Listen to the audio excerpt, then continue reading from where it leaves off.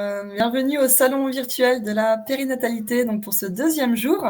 Donc nous sommes ravis avec Emmanuel du Village des Naissances d'accueillir voilà, trois papas pour cette table ronde, belle table ronde ce matin.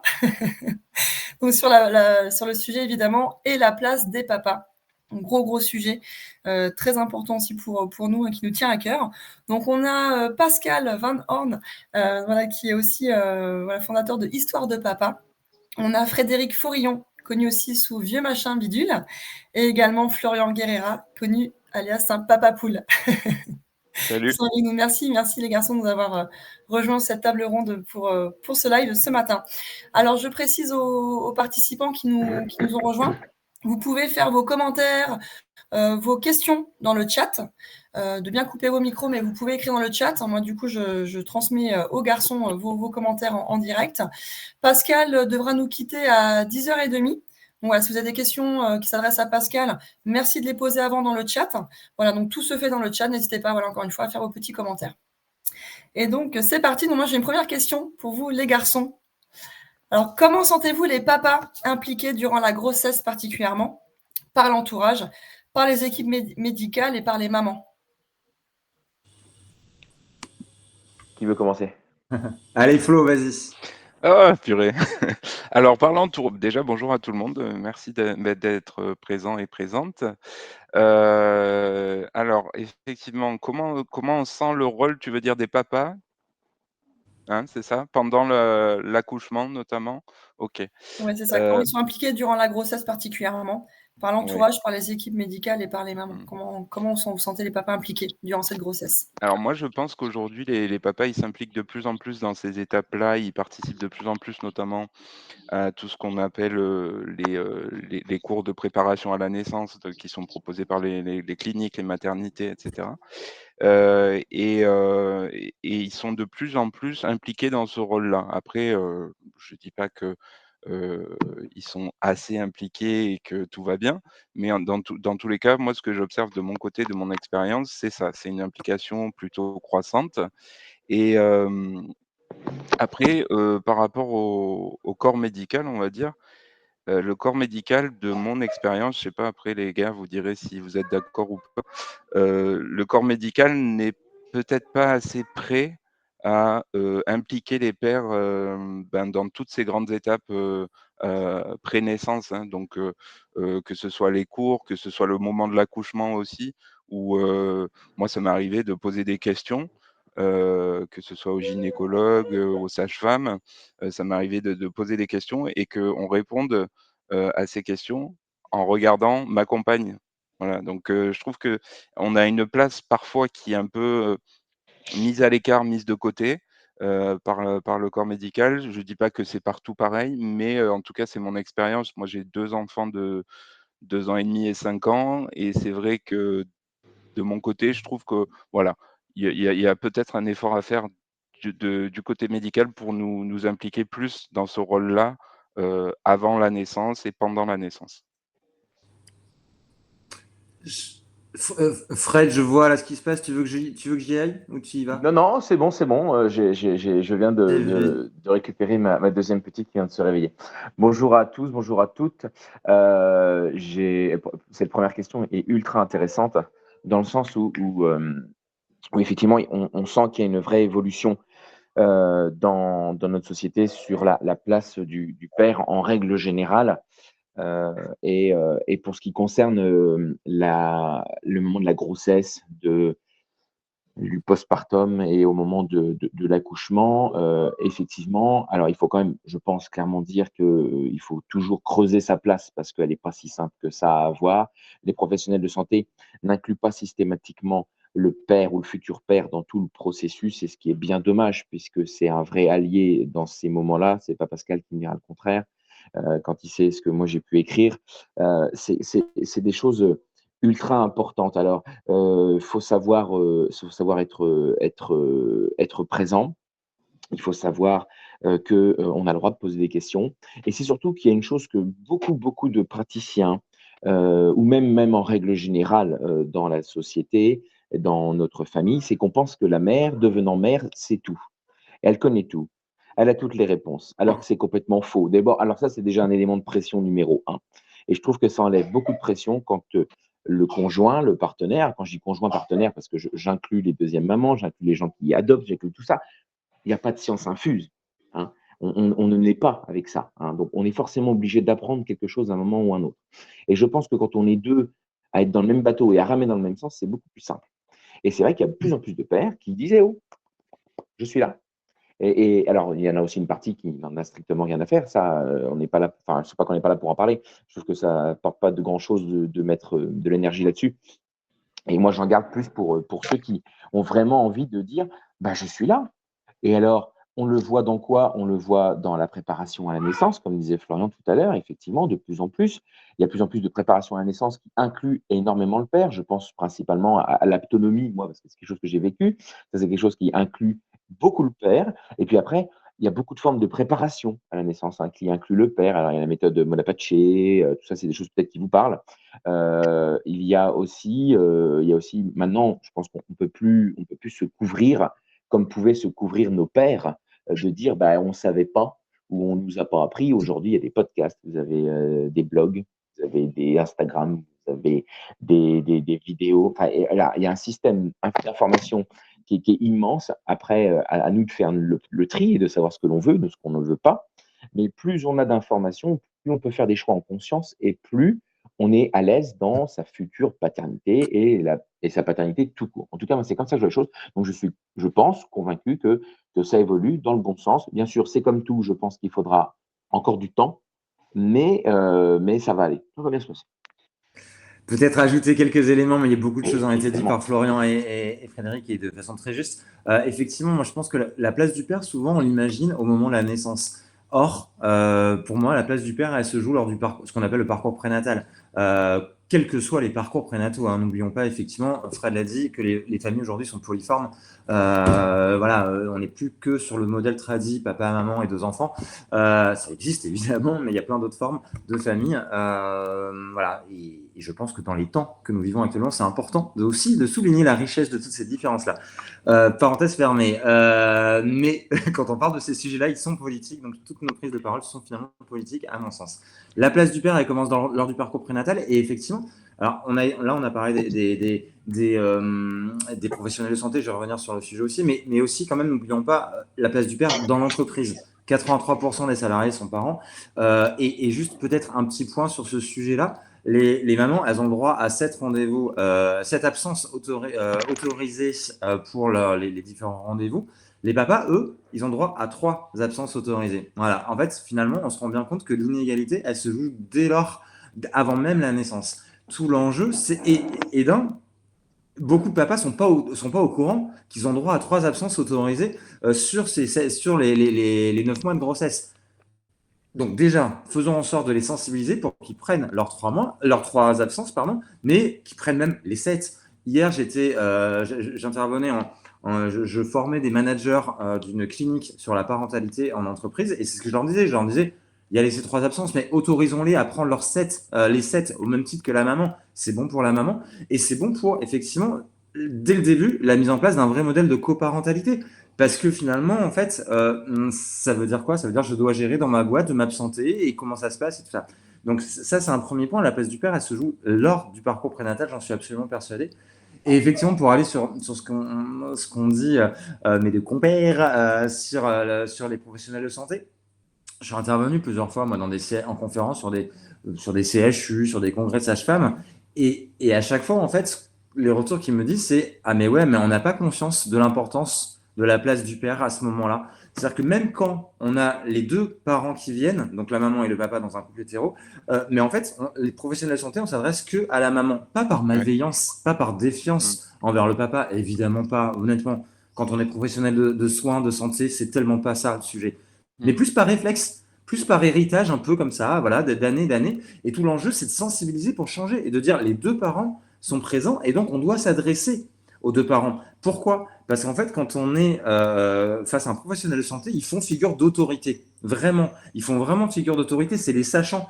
Si le professionnel de santé ne s'adresse pas au papa, le papa, il se dit « Ah bah apparemment, c'est pas mon job en fait. » c'est pas mon job, puisque même professionnel de santé, il se dit que c'est pas moi. Et ce que disait Florian, de dire, mais il me regarde pas, allô, je suis là. Donc voilà, donc il y a une sensibilisation à faire sur le sujet. Encore une fois, c'est vraiment plus ça, c'est plus de, il n'y a pas de malveillance du tout, c'est plus de sensibiliser que les nouvelles générations sont différentes. Je crois que j'ai vu passer un message, mais j'ai pas eu le temps de le lire.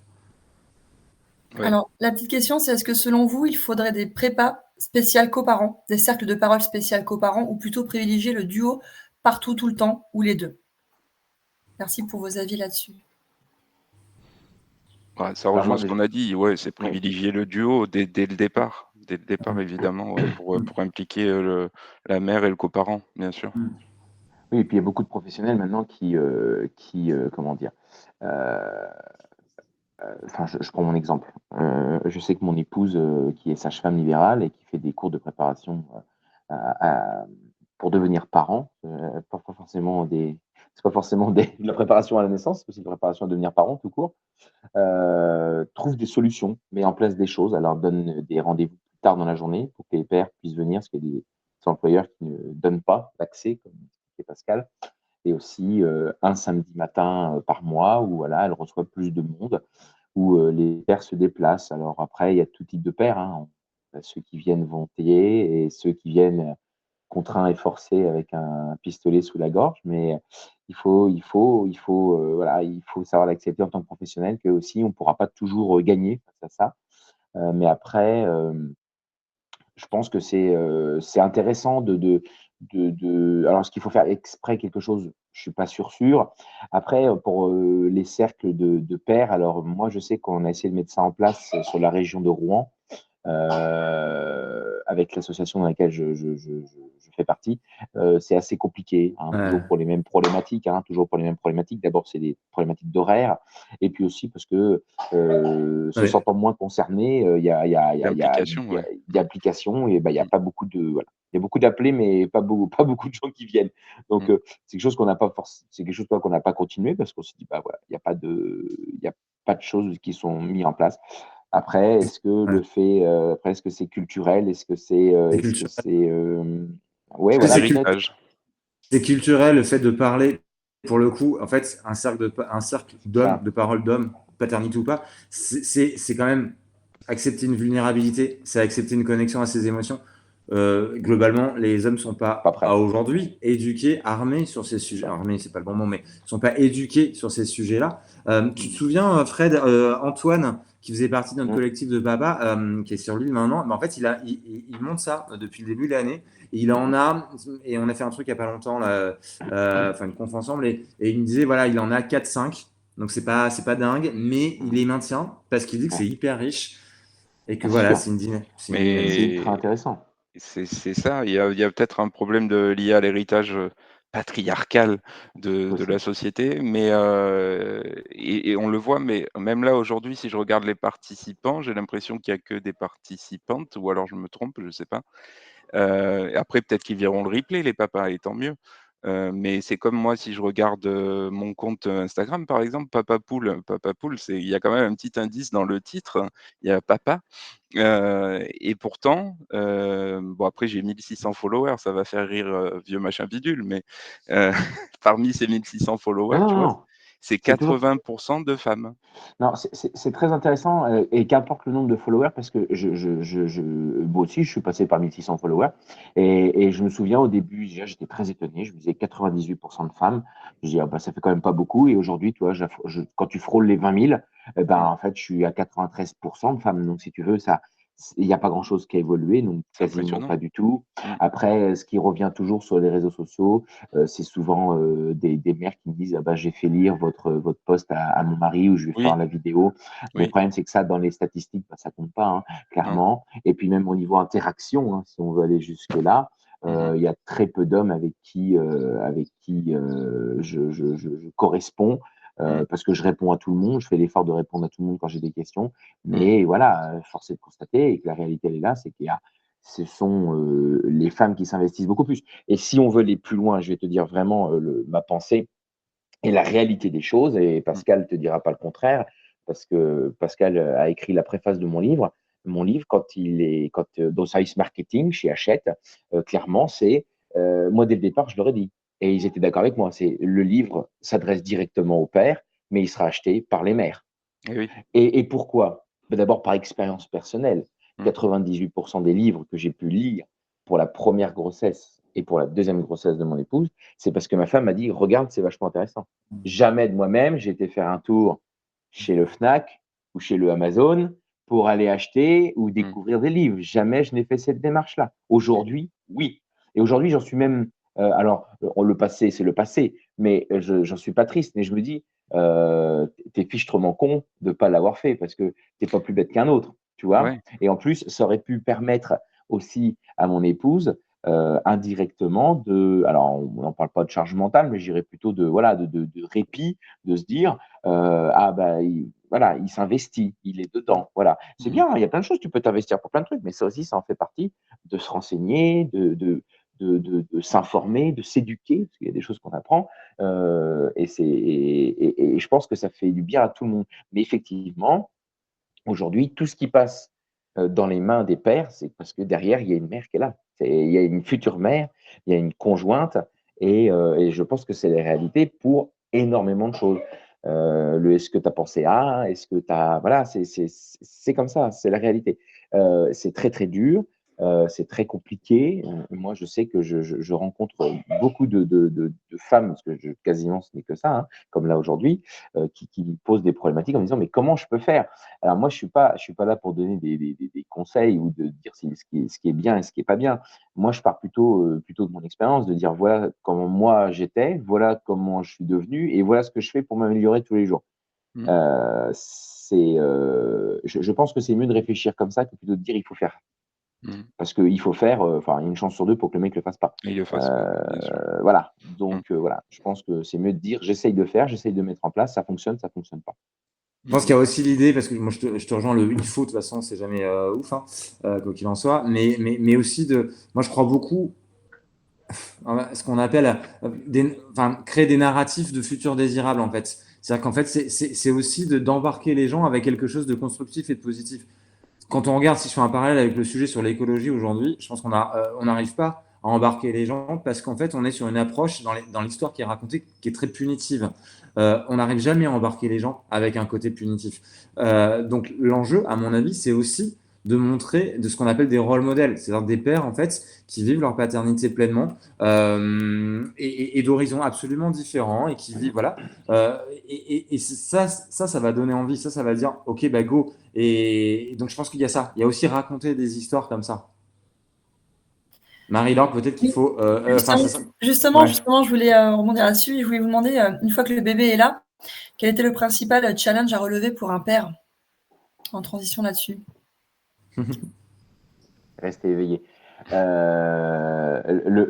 vais laisser parler Pascal parce que je sais qu'après il s'en va. Donc s'il a quelque chose à dire, autant qu'il intervienne, c'est toujours très intéressant. Le premier challenge, merci Fred. Le premier challenge, c'est prendre sa place. Encore une fois, vraiment être là pleinement présent, parce que déjà, en fait, prendre la totalité de son congé paternité. Il n'est aujourd'hui que entre guillemets de 28 jours, ok, mais déjà faisant, il est déjà là, il fait déjà 28 jours. N'oublions pas que sur les 28 jours du congé paternité, il n'y a que 7 jours qui sont obligatoires. Donc l'enjeu peut-être déjà, c'est de faire en sorte de prendre c'est pas peut-être, c'est sûrement de prendre la totalité du congé paternité et pas les 7 jours, et pas uniquement les 7 jours. Et ça, c'est pas si simple que ça. On sait qu'il y a beaucoup d'autocensure, on sait qu'il y a beaucoup de peur du jugement. Là, je dois vous quitter pour ça. Moi, là, j'anime une conférence dans une grosse entreprise industrielle hyper masculine, à 80%, c'est des mecs. Et en fait, j'anime ma conférence sur le congé paternité comme levier d'égalité femmes-hommes parce que c'est pas si évident que ça.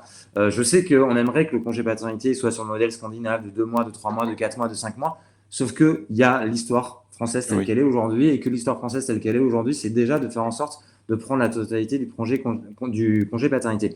Pourquoi c'est important ce congé pat? Parce que en fait, c'est ce qui permet de créer un vrai modèle de coparentalité. C'est ce qui permet justement déjà de moins abîmer le couple. Ça permet au papa de prendre sa place de papa. Fred le disait tout à l'heure, on ne naît pas papa, on le devient. Moi, je le dis toujours, c'est en mettant ses mains dans les couches, désolé pour l'image, mais c'est comme ça, en fait, qu'on comprend les choses. Ça permet de moins abîmer le couple. On sait qu'il y a un couple sur 2 qui se sépare, mais un couple sur 3 qui se sépare sur la première année de l'enfant. liées au baby cash, etc., etc. Et c'est normal, c'est un tel bouleversement, l'arrivée d'un enfant. Un couple sur trois, c'est pas rien. La présence du père sur le premier mois de la naissance de l'enfant permet justement de moins abîmer la relation de couple. Pourquoi? Parce que si tu taffes toute la journée et que tu reviens et tu es là en mode bah, je comprends pas, l'appart il est toujours en bordel, pourquoi j'ai pas un bon dîner? Ouais, bah gars, viens vivre un mois de congé pattes, tu vas comprendre ce que c'est la vraie life. Voilà, et il s'agit pas, et là je le dis un peu de manière caricaturale en mode fight, c'est justement l'inverse de ça. C'est juste de dire on se comprend mieux, on favorise une compréhension mutuelle. Et parce qu'on comprend les choses, c'est comme tout dans la vie. Hein. On a beau dire tous les conseils qu'on veut, c'est quand on vit les choses qu'on comprend vraiment les réalités des situations, mais sur absolument tous les sujets. Donc là, ce mois de congé paternité, il est essentiel justement pour favoriser la compréhension mutuelle, pour permettre au papa de créer un vrai lien avec son bébé, pour permettre au papa de se planter plein de fois. C'est en se plantant qu'on apprend, qu'on comprend, qu'on ajuste et du coup qu'on prend confiance. C'est pas inné tout ça. Ça demande aussi, c'est un autre sujet, mais ça demande aussi à la maman de laisser la place au papa. Le papa doit prendre sa place, mais la maman doit laisser la place et accepter que le père il fasse différemment. J'ai envie de dire pas mieux, pas moins bien. On s'en fout un peu, j'allais dire on s'en balèque, mais on s'en fout un peu. C'est faire prendre sa place. Et pardon, j'ai dit plein de choses et pardon. Excusez-moi, Florian, Fred, allez-y. Non, c'est très bien. Moi, pour juste la petite histoire, parce que tu parlais vraiment un peu d'historique. En France, l'historique du congé paternité est très rapide. Hein, il est en 3 dates. Le lendemain de la libération, voilà, on a donné un congé de naissance qui durait 3 jours et encore pas pour tout le monde. Après, si je me trompe pas, c'est en début des années 2000, ouais, 2002. c'est ça, 2002. Voilà. Ouais. Et puis, eh bien, 2020, où avec Pascal, nous, on a eu la chance de pouvoir participer à notre échelle à cette évolution, qui n'est pas une révolution, plutôt une évolution, mais voilà. Et donc, ça veut dire qu'en 80 ans, ça a évolué 3 fois. Et est-ce que beaucoup se sont battus pour ça?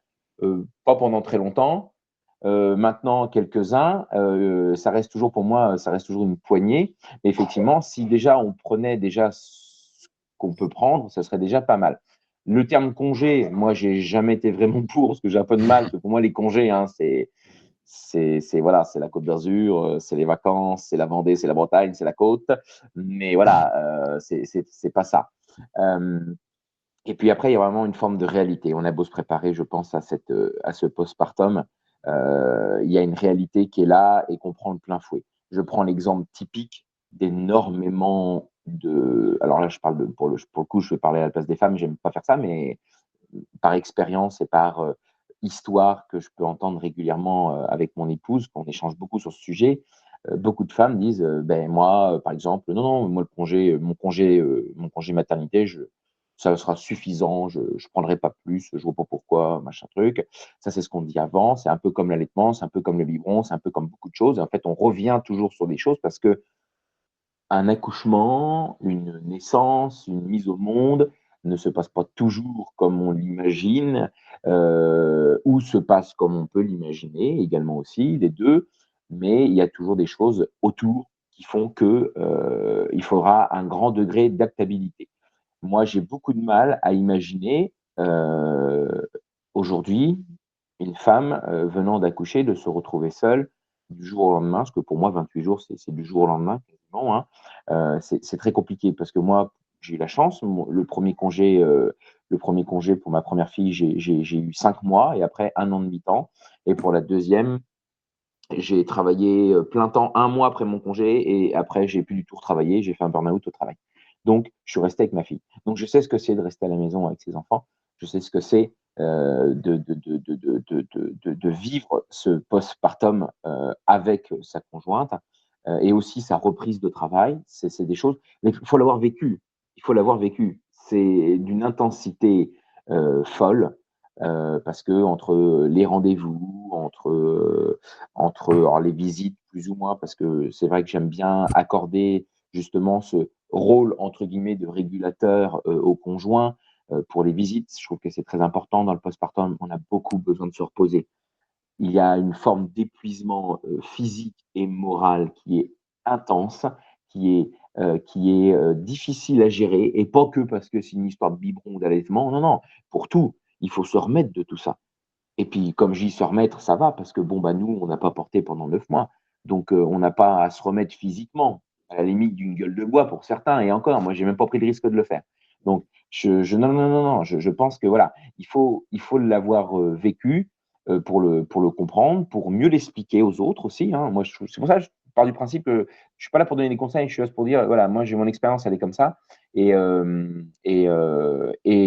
je confirme, oui, je pense que clairement, il faut prendre ses congés. Il faut faire le maximum pour récupérer les RTT, les heures sup. Et si on peut cumuler avec les CA, enfin, c'est pas Pascal qui va me dire le contraire, la totalité. Il faut prendre. De toute façon, il faut savoir que personne n'est irremplaçable. Moi, j'ai l'expérience et le mot juste de dire que lors de la deuxième naissance de ma fille, j'ai reçu un mail de ma direction me disant que je faisais un travail remarquable et que j'étais irremplaçable. Un mois après, j'ai fait un burn-out. Vous savez quoi? Je suis remplaçable. Donc, voilà, c'est la bonne nouvelle. Donc, autant en profiter. Parce que de toute façon, ça passe beaucoup trop vite. Hein, l'adage qui dit souvent profiter et ça passe vite, et bien effectivement, ça passe vite. Je laisse la parole à Flo, j'ai beaucoup parlé. Marie-Laure, est-ce que tu peux me reposer la question du Oui. début? C'était quoi la question, Marie-Laure, déjà? Oui. Vous pouvez répéter la question? La question, donc c'était tac, tac, tac, j'étais sur le challenge à relever pour un père, mais j'ai une petite question avant Florian, je sais que tu vas pouvoir répondre aussi là-dessus. Avant Ouais. que Pascal nous quitte, j'avais une question aussi justement sur les phrases que vous n'aimeriez plus entendre au sujet des papas, les fameuses injonctions, les clichés. Tu veux répondre, Pascal, du coup, ou pas? Bah, vas-y, Moi. Flo, C'est moi? Ok. vas-y. Et j'irai après. Eh ben, écoute, les injonctions, les petites phrases un peu assassines, moi, c'est plutôt au niveau de l'emploi, au niveau de mon travail, par exemple, où, par exemple, donc pour mon deuxième fils, j'ai posé mon congé parental d'éducation, donc je suis toujours en congé parental d'éducation, ce qui me permet de ne pas travailler les mercredis pour être avec le petit deuxième pendant que le grand est au sport. Et du coup, les petites phrases que tu peux entendre au boulot, du genre, par exemple, ma manager, hein, qui est partie en retraite depuis, mais qui, au moment où j'ai posé mon congé, m'a dit: «Mais tu es sûr, tu veux vraiment poser ce congé?» Un peu comme Fred, on m'a pas dit: «Tu es irremplaçable», mais elle m'a fait comprendre qu'en fait, c'était pas le moment, on est en sous-effectif, et puis elle s'attendait pas en ayant un mec, en fait, dans son équipe, qui était essentiellement féminine, que, je pose ce congé parental. Et donc elle m'a mis, des petits coups de pression, pour que je revienne en arrière sur ma décision. Bon, ce qui n'a pas marché parce qu'évidemment, c'est une obligation légale, hein, que d'accepter, pour l'employeur, le congé parental jusqu'aux 3 ans de l'enfant. Et tout en sachant que, j'avais 2 collègues dans mon équipe qui sont des femmes, du coup, qui ont posé ce congé parental d'éducation en même temps que moi pour bénéficier d'1 jour par semaine, à temps partiel. Et en fait, elles ont eu aucune remarque de la part de ma manager. C'est seulement moi. C'était pas dans son schéma, en fait, hein. Elle était à l'ancienne, et c'était pas dans son schéma que je pose ce congé parental d'éducation. Donc il y a ce genre de petites phrases que tu peux, de petits coups de pression que tu peux avoir au boulot, que tu peux avoir dans ta famille, auprès de tes amis. Le plus gros défi, je dirais que en fait, c'est de pas, subir ce genre de situation, d'essayer d'expliquer, la démarche à ceux qui veulent bien l'entendre, et puis de laisser passer, les «remarques à la con» entre guillemets, voilà. Peut-être pour rebondir sur, ouais, ce qui est pas simple dans ces sujets, sur ces sujets, c'est que parfois c'est sous couvert de l'humour. C'est ça. Et alors, moi, je suis pas un mec drôle en fait. Fred, c'est un mec qui est hyper drôle. Moi, je suis pas très drôle, et donc du coup, je suis hyper team premier degré, et donc du coup, j'ai zéro humour sur le sujet. Je suis désolé, j'ai d'autres qualités, mais je dois pas être très drôle sur ça. Non, mais vous voyez, hier par exemple, là dans la formation que j'ai animée, à un moment, il y a, bon, on parle de cadre de santé, tout ça, voilà, enfin non, bref, je ne vais pas faire de caricature, mais il y a un médecin qui fait, j'étais en train de parler de l'importance de l'éducation financière des femmes, parce que c'est un vrai sujet sociétal à mon avis, et enfin pas à mon avis, très impactant sur l'égalité femmes-hommes. Et du coup, il fait une blague en mode oui, bah, du coup, on peut, il faut l'éduquer pour qu'elles arrivent à moins dépenser, hein, à l'argent, parce que qu'est-ce qu'elles sont dépensières. Et en fait, moi, je suis hyper team, c'est une vanne, mais moi, je suis hyper team premier degré, et je l'ai recadré un peu raide, et après j'ai merde, j'ai quand même, voilà. Et voilà, bon. Mon parti pris, c'est effectivement mais peut-être parce que je suis trop team premier degré, mais de pas laisser passer ce genre de choses.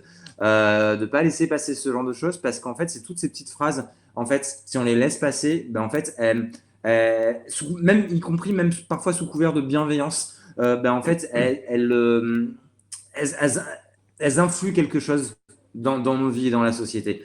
Et typiquement, ça peut être quoi les phrases? C'est ce fameux de ouais, ben, ah, tu t'en vas à 17h pour aller chercher ton enfant à l'école, à la crèche, t'as encore pris un RTT. Voilà, bon. Ouais. La phrase, elle est classique, elle est so Mm. 80s, hein, on dirait qu'on est bloqué dans les années 80. Voilà, pour autant, on l'entend encore beaucoup, beaucoup, beaucoup.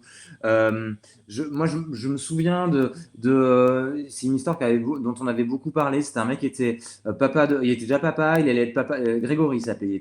C'était pile poil au moment de nos prises de parole sur le congé paternité avec Fred. Il s'appelait Grégory, enfin il s'appelle toujours Grégory d'ailleurs. Papa d'un premier enfant, puis il était agriculteur. Puis il allait être papa de jumeaux, il demande à prendre un congé parental. Et en fait, son boss, vraiment, il avait pris la parole, c'était très bien, pour raconter son histoire. Et son boss, en fait, l'a harcelé en lui disant que c'était un frein pour la société, que vraiment il bloquait toute la vie. horrible. Enfin voilà. Et c'est tout ça, en fait, pour moi, où je suis peut-être effectivement premier degré, mais il faut lutter contre ces phrases parce que quand on a, pour X ou Y raison, le courage, la force de s'opposer à ces phrases, c'est cool. Mais en fait, il y a aussi plein de gens qui n'ont pas ces capacités-là, parce que c'est dur de s'opposer, parce que c'est dur de se dire. Moi, j'ai le souvenir, la tribune dont Frédéric parlait, on, on, on s'était dit à un moment donné, ok, c'est cool cette tribune, mais en fait, mine de rien, on est juste 10. Voilà, il y a quand même un petit.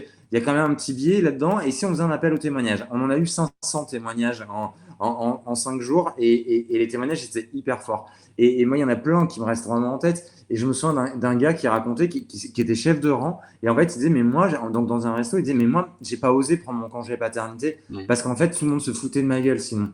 Sinon, on se fout de ma gueule. Et donc, du coup, par autocensure, par peur du jugement, il le faisait pas.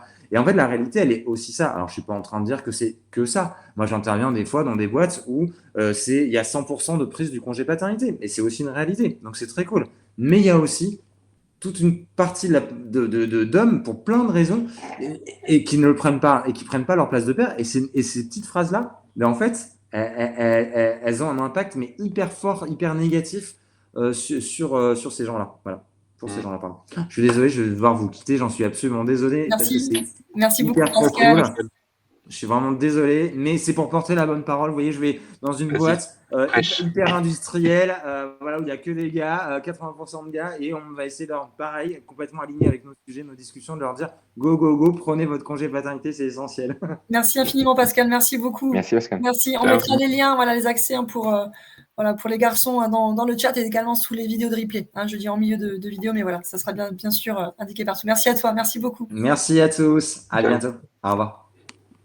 Si je peux continuer sur les petites phrases assassines, parce que je trouve que c'était très intéressant. Alors, comme disait Pascal, c'est vrai que moi, j'ai plutôt le sens de l'humour. Et j'ai tendance, alors pas à me cacher, mais à m'en servir. Et alors, il y a une forme d'humour que j'aime beaucoup. D'abord, il y a l'humour un peu pince sans rire, il y a l'humour de la gênance. C'est-à-dire le moment où la personne en face de soi sent par elle-même qu'elle a été trop loin. En tout cas, si elle ne le sait pas, je l'aide à le faire. Et j'ai un nombre incalculable de phrases à ce titre. Alors, j'ai le classique, parce que c'est vrai que ma femme travaille beaucoup. Et comme je le dis souvent à mes enfants, si je veux que maman réussisse son métier, eh bien, ça passe parce que papa, lui, prend du temps avec vous et en garde pour qu'elle puisse, elle, en avoir. Et souvent, moi, c'est « Ah, tu gardes tes enfants? Oh, tu fais le nounou ?» Non, je fais pas le nounou. Non, je garde pas mes enfants. Je suis pas gardien de zoo. Hein, j'ai pas de pingouin à la maison et je fais pas la nounou parce que j'ai pas mon agrément. Donc voilà, ça c'est la première chose. Ça déjà, je trouve que déjà ça calme tout le monde. Je fais non, je fais simplement mon rôle de père, c'est-à-dire que je suis à la maison. Je ne me pose, oui, tu aides. Ah bah ça, je viens de voir le mot aider qui vient de passer. J'ai même pas lu le reste de la phrase. Moi, alors je fais partie des gens je fais partie des hommes qui ont travaillé, plus maintenant, mais j'ai travaillé pendant 14 ans à l'hôpital public, donc 14 ans avec quasiment que des femmes. Maintenant, c'est vrai qu'il y a un poil plus d'hommes dans les services de soins, mais à l'époque, moi, je sais que dans quasiment tous les services que j'ai fait, il est très rare où on était plus de 2. Et combien de fois j'ai pu entendre cette phrase qui, pour moi, est une vraie balle perdue et une balle dans le pied, hein. C'est, «Tu as de la chance, ton mari, il t'a aidé». Non, non, c'est pas ça la chance. La chance, c'est tu vas le vendredi, tu vas chez ton buraliste, tu prends un truc à gratter, parce qu'on est vendredi 13 et tu as gagné du pognon. Ça, c'est la chance. Ça, c'est de la chance. C'est de la vraie chance. Non, la chance, c'est pas ton mari qui t'aide. Et moi, j'aide pas. Je le dis souvent, et ça, c'est là où ça peut choquer souvent les gens. J'ai de la chance d'avoir une place dans les médias et souvent on me pose toujours cette question-là, c'est: «Qu'est-ce que tu fais pour aider?» Mais je dis: «Je ne fais rien pour aider. Moi, je suis pas là pour aider» et je n'aide pas. Alors souvent, bah, ça choque, ça interroge, on se dit: «Putain, mais c'est un enculé ou quoi lui? Il est pas cool avec sa femme». Mais non, je n'aide pas, je fais ma part, c'est différent. La maison, je l'utilise comme elle, donc je la salis. Les fringues, je les porte, on est d'accord. La vaisselle, bon, bah, je bouffe dedans moi aussi, hein. Donc, et ça, la liste, on peut la faire longue, hein. Je pense que Flo est d'accord avec moi. Ça peut c'est à l'infini, c'est à l'infini. Donc non, et c'est comme ce principe un petit peu, qui pour moi me fatigue un peu et me m'épuise, c'est d'entendre toujours, il faut l'égalité, dans le 50-50 dans le partage des tâches. Moi, je suis totalement contre. Pourquoi? Parce que si je suis capable de faire 70 moi, pourquoi je m'arrêterais à 50? Il est où le souci? Bah oui, la plupart du temps, moi, je suis à la maison, je bosse depuis la maison, donc j'ai le temps d'étendre une machine.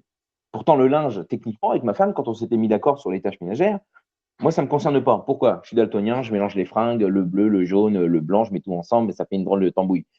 Mais je sais étendre du linge.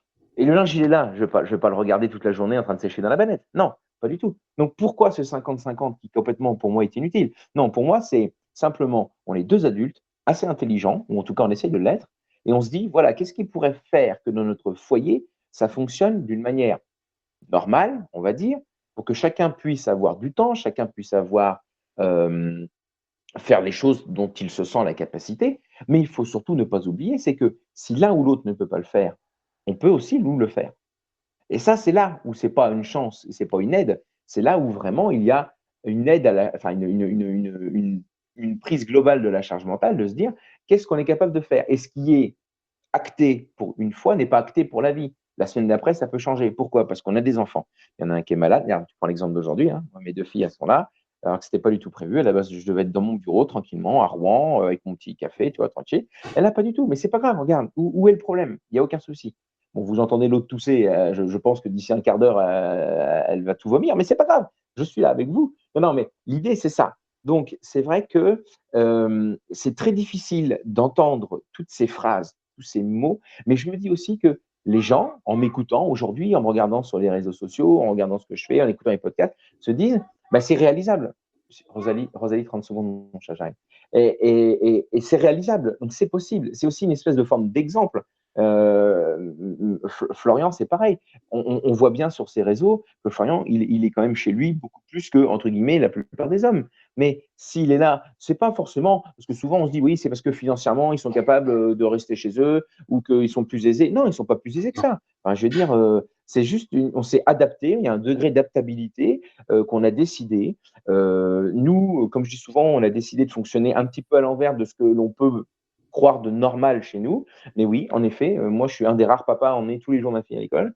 Je suis un des rares papas à participer à toutes les sorties scolaires. Je suis un des rares papas à être quasiment tout le temps à la maison, à faire les repas du soir, les petits déjeuners, les lunchbox. Mais on s'en fout, en fait. C'est pas le problème de ce que je fais. Le truc, c'est que, bah, à ce moment-là, il y en a besoin. Et si demain, ma femme, elle, bah, si moi, au contraire, moi, j'ai besoin de ce temps-là, ma femme, je sais qu'elle sera là. Voilà, c'est juste ça. Et c'est vrai que d'entendre toutes ces phrases qui sont horribles, moi, enfin, Florian, moi, j'ai entendu ça aussi à mon travail. Je me souviens, quand j'ai dit que j'allais prendre mon congé, on m'a dit: «Ah, tu vas faire la maman». Je vais faire la maman de quoi, moi? Ouais. Je vais faire la maman d'où? Et mais même, imagine, parce que moi, quand même, il faut imaginer, je travaillais dans un centre hospitalier pour les échographies, les suivis de grossesse, dans le service où travaille ma femme. Donc, j'ai 100 mètres à faire à pied. Quand je leur disais, je termine une demi-heure plus tôt, mais je reste dans l'hôpital, donc vous pouvez me joindre. En plus, je restais quand même vraiment gentil. Je gardais mon téléphone sur moi, je disais, vous pouvez me joindre s'il y a un problème, je viendrai. Eh ben, Mmh mh. j'arrivais encore à me prendre des réflexions. C'est quand même extraordinaire. Mmh. Alors que j'aurais pu dire, bah non, en fait, non. Et c'est vrai que tout ça cumulé, alors il y a beaucoup d'accumulation du travail, mais aussi il y a beaucoup d'accumulation de tout ce qu'on peut entendre. Au bout d'un moment, on a envie de dire merde. Et ça, je comprends. Je comprends Pascal que il est dans le vindicatif, il a envie de répondre à ces gens-là. Parce qu'il faut leur répondre. Moi, il y a des gens, des fois, ils sont très, très virulents avec moi, et ben, je leur réponds de la même manière. Il y a aucun problème. Mais, en même temps, c'est assez rare. Je terminerai juste là-dessus. Le positionnement, des hommes sur les réseaux sociaux, sur le sujet de la parentalité, alors moi, j'ai très peu de personnes qui viennent m'en foutre plein la tronche dans les commentaires. Alors Oui, est-ce que c'est c'est le vrai. fait que je sois un homme? Je pense que c'est clairement ça, clairement, hein, on est d'accord, mais je n'ai pas ce souci-là et quand ça arrive, alors au début, je répondais, maintenant je réponds plus, hein. On bloque et puis on passe à autre chose. Mmh. Faut pas le prendre pour soi. Mais Oui. c'est très, très compliqué. Et je Mmh. comprends que tu as des mecs, en lisant ça, en voyant ce genre de commentaires, ce truc, ils se disent: «Ah non, bah non, c'est mort, je vais en prendre plein la tronche. Ma belle-mère va m'en prendre plein la tronche. Mes cousins, qui sont des Mmh. gros beaufs, ils vont m'en foutre plein la tronche». Et effectivement, ça donne pas envie. Mais il y a juste une chose, sur laquelle je pourrais rebondir, c'est que ces commentaires, souvent, ils arrivent aussi des femmes, et des mères, hein, Oui, et dans le cadre du travail ou dans le cadre familial ou dans le cadre des amis et cetera. d'où la balle Ça dans le arrive pied. aussi des mamans. De quoi? D'où la balle dans le pied. Voilà, d'où la balle dans le pied, effectivement, parce que, j'avais un exemple, oui, oui, voilà, c'est ça. Je suis passé dans la maison des maternelles, j'ai eu cette chance, début juin, et sur la vidéo, sur mon compte Insta, tu vois, il y a, 1 ou 2 commentaires un peu type, hater, mais bon, c'est 2 femmes, il y en a une notamment qui dit: «Encore un qui pense qu'il doit être, meilleur que les femmes alors que c'est pas son rôle du tout, la parentalité», quoi, tu vois? Et c'est ouf, en 2024 de lire ça. C'est incroyable. Surtout que Bah, bon, moi, je suis pas oui. je suis plutôt sur le côté humour, décalé et cetera. Bon, je fais ma part, «j'aide» entre guillemets. Je regarde si Fred ça hérisse le poil ou pas. Les cheveux surtout, Et principalement, les cheveux, mais ça ne se c'est voit pour pas ça que j'ai d'ici. dit le poil. Et du coup, non, effectivement, moi, je fais ma part aussi. J'ai encore beaucoup de boulot parce que je pense que je pars de plus loin sur la déconstruction. Moi, je suis quand même, on est tous héritiers du patriarcat, mais peut-être, à des degrés différents. Moi, je pense que je pars de peut-être plus loin que Fred, je sais pas, en tout cas, je te connais pas assez, mais Non, mais c'est mais je pense que tu en fais plus que moi, et j'essaye en tout cas d'être sur ce chemin-là, ouais, c'est clair. Merci. après je termine juste, l'idée c'est pas de faire plus ou moins, et je pense que moi-même je trouve que déjà je pars de très loin. Mais effectivement, là, pour juste rebondir sur ce que tu disais, les choses sur lesquelles on peut se retrouver face, Mmh. lors de l'allongement du congé paternité avec Pascal, c'est vrai qu'on a eu la chance d'être très médiatisés et je me souviens, Mmh. je suis passé dans l'émission d'RTL, Les auditeurs ont la parole. Et alors là, c'est très éditorialiste, hein. Les mecs, ils ont fait ça exprès. Je me retrouve, moi, jeune père, en train d'expliquer que le congé paternité est extrêmement important face à 3 nanas de plus de 50 ans, qui ont élevé leurs enfants seuls et machin. Donc, tu vois? Et ce qu'on disait tout à l'heure, juste avant de commencer, hors caméra, et qu'on disait, le fameux «c'était mieux avant». Je me Mmh. souviens, la nana, à un moment, sort cet argument, tu vois? Et moi, spontanément, j'ai dit: «Oui, c'est vrai que c'était vachement mieux quand on allait pisser au fond du jardin au milieu de la nuit». Bah oui, le fameux «c'était mieux avant», tu vois? Oui. Après, je peux t'en sortir des tonnes si tu veux. Mmh. Et c'est vrai que c'est très, très difficile. Et moi, je le dis souvent, moi, je suis pas là pour ramasser des médailles ou avoir des cookies parce Mmh. que souvent, le mot cookie, au début, je sais pas ce que ça veut dire, mais moi, je suis pas là pour ça, hein. Moi, je m'en fous, en fait.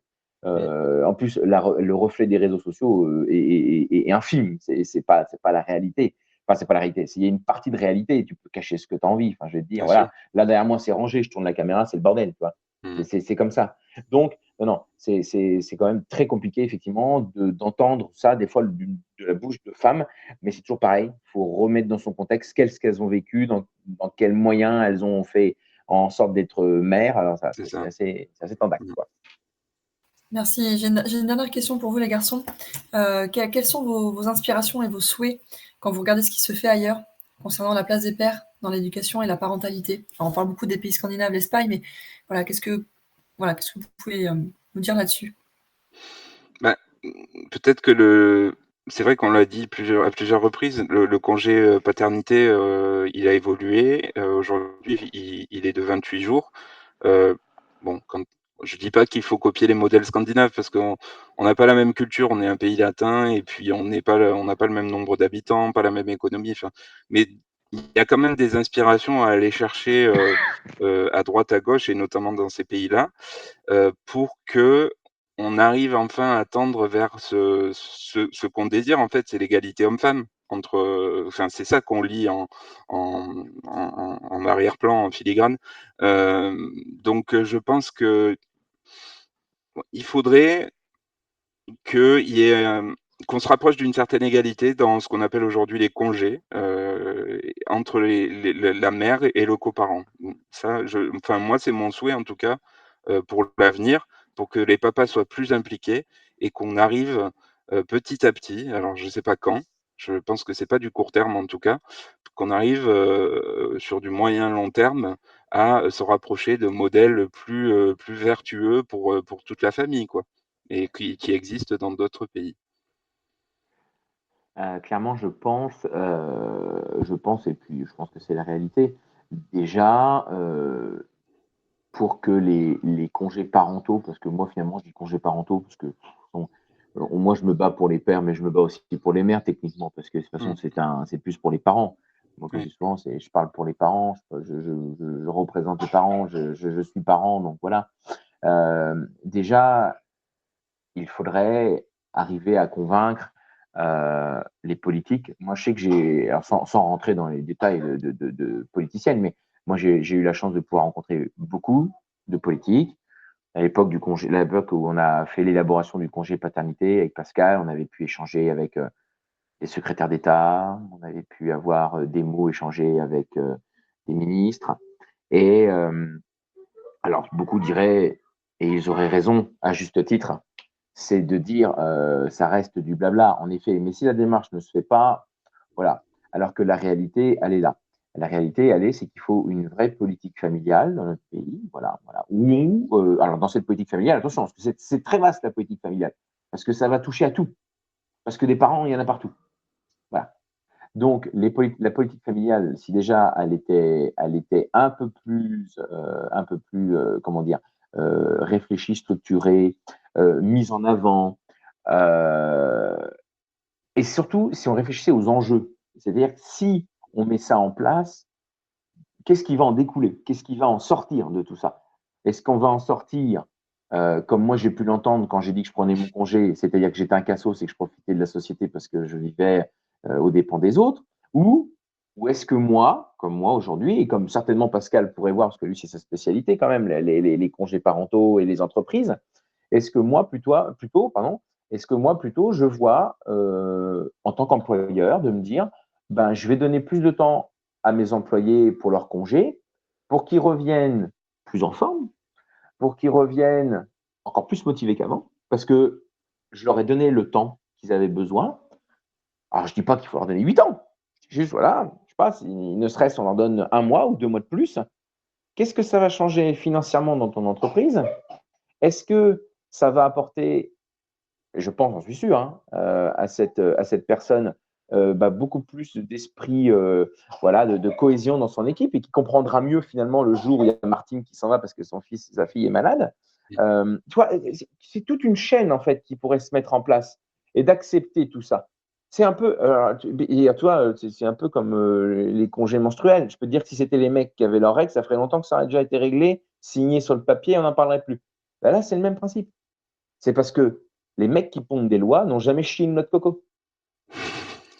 Non, mais c'est ça la réalité. Je peux te le promettre. Il y a un livre que j'aime beaucoup. Je ne l'ai pas, il est certainement dans ma bibliothèque, mais où ce livre il est formidable. C'est une BD où en fait c'est comme si notre pays fonctionnait, mais que c'était les hommes qui avaient leurs règles. Mmh. Eh ben, mais ça change tout. Et ben là, c'est le même principe. Je dirais que si c'est un mec qui portait pendant 9 mois un enfant, les congés, on en aurait donné le double. Et voilà. Donc, non, non, c'est parce que clairement, alors, il faut s'inspirer de ce qui se passe ailleurs, parce que la Mmh. réalité, c'est qu'ailleurs, ça se passe bien. Mais comme dit Florian, il faut aussi remettre les choses dans son contexte, de se dire, bah oui, mais ailleurs, attends, on n'est pas les mêmes pays, on n'a pas les mêmes enjeux, on n'a pas le même passé, et puis on n'a pas non plus les mêmes mentalités. Donc, je pense plutôt qu'il va falloir s'adapter à ce qui se passe chez nous, hein, et essayer un petit peu de faire avec ça. Et effectivement, ça prendra du temps. Clairement, moi, je pense que quand mes filles seront grandes, on en rediscutera. mais d'ici là, ça aura évolué, mais pas non plus à vitesse grand V. À moins que d'un seul coup, demain, ou plutôt dans 15 jours, tout change, mais ça m'étonnerait, parce que tout ne se fait pas comme ça du jour au lendemain. Et encore moins, parce que je me souviens, moi, combien de fois on me l'a dit, c'est pas la priorité.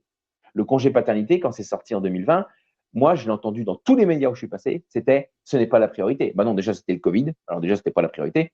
Mais si c'est pas la priorité aujourd'hui, ça sera jamais la priorité, en fait. Bien sûr. Alors que nos enfants, c'est bien l'avenir, on est d'accord. Déjà, nous, je trouve que déjà, nous, on était considérés comme l'avenir de nos parents. Bon, bonjour la gueule de l'avenir. Alors, imagine pour plus tard, tu vois. Donc, non, je pense qu'il y a une forme de responsabilité.